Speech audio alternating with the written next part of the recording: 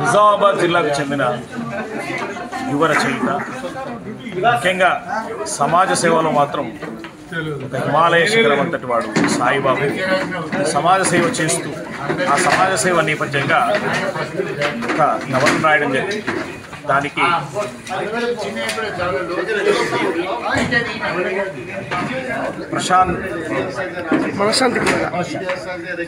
మనశ్శాంతి కోవెల అనే నవలను సాయిబాబు రాయడం జరిగింది. తను చేస్తున్నటువంటి ఏవైతే సేవా కార్యక్రమాలు ఉన్నాయో అవి సమాజంలో విస్తరించడమే కాదు, పాఠకుల మనసులో ముద్ర వేయాలి, వాళ్ళను మానవత్వం వైపు నడిపించాలనే లక్ష్యంతో, ఆశయంతో తన పుస్తకం రాయడం జరిగింది. ఈరోజు హరిత రచయితల సంఘం పక్షాన విశ్రాంత IAS అధికారి చిరంజీవులు గారి చేతుల మీదుగా ఆవిష్కరించడం జరిగింది.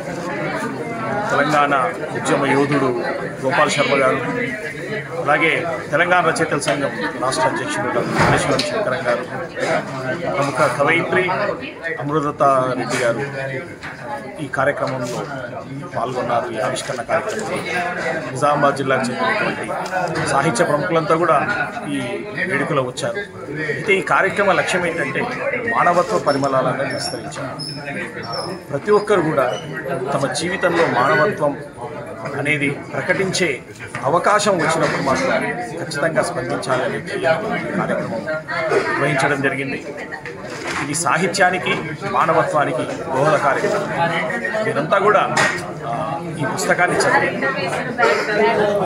ఈ యొక్క అనుభూతిని పొంది మీరు కూడా సంఘ సేవ వైపు తప్పకుండా కలుగుతారు. తప్పకుండా మనశ్శాంతి కోవెల పుస్తకాన్ని చదవండి. ధన్యవాదాలు.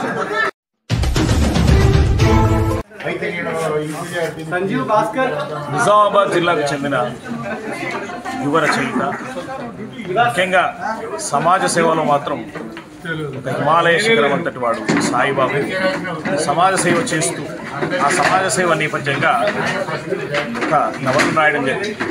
దానికి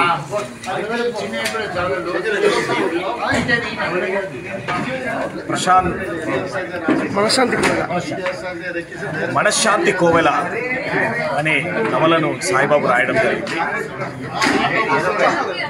తను చేస్తున్నటువంటి ఏవైతే సేవా కార్యక్రమాలు ఉన్నాయో అవి సమాజంలో విస్తరించడమే కాదు, పాఠకుల మనసులో ముద్ర వేయాలి, వాళ్ళను మానవత్వం వైపు నడిపించాలనే లక్ష్యంతో, ఆశయంతో తన పుస్తకం రాయడం జరిగింది.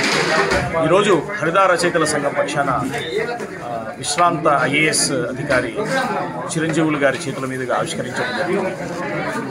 తెలంగాణ ఉద్యమ యోధుడు గోపాల్ శర్మ గారు, అలాగే తెలంగాణ రచయితల సంఘం రాష్ట్ర అధ్యక్షుడు డాక్టర్ శంకరం గారు, ప్రముఖ కవయిత్రి అమృత రెడ్డి గారు ఈ కార్యక్రమంలో పాల్గొన్నారు. ఈ ఆవిష్కరణ కార్యక్రమంలో నిజామాబాద్ జిల్లాకు చెందినటువంటి సాహిత్య ప్రముఖులంతా కూడా ఈ వేడుకలో వచ్చారు. అయితే ఈ కార్యక్రమ లక్ష్యం ఏంటంటే మానవత్వ పరిమళాలను విస్తరించారు. ప్రతి ఒక్కరు కూడా తమ జీవితంలో మానవత్వం అనేది ప్రకటించే అవకాశం వచ్చినప్పుడు మాత్రం ఖచ్చితంగా స్పందించాలనే కార్యక్రమం నిర్వహించడం జరిగింది. ఇది సాహిత్యానికి, మానవత్వానికి దోహద కార్యక్రమం. మీరంతా కూడా ఈ పుస్తకాన్ని చదివి ఈ యొక్క అనుభూతిని పొంది మీరు కూడా సంఘ సేవ వైపు తప్పకుండా కలుగుతారు. తప్పకుండా మనశ్శాంతి కోవెల పుస్తకాన్ని చదవండి. ధన్యవాదాలు.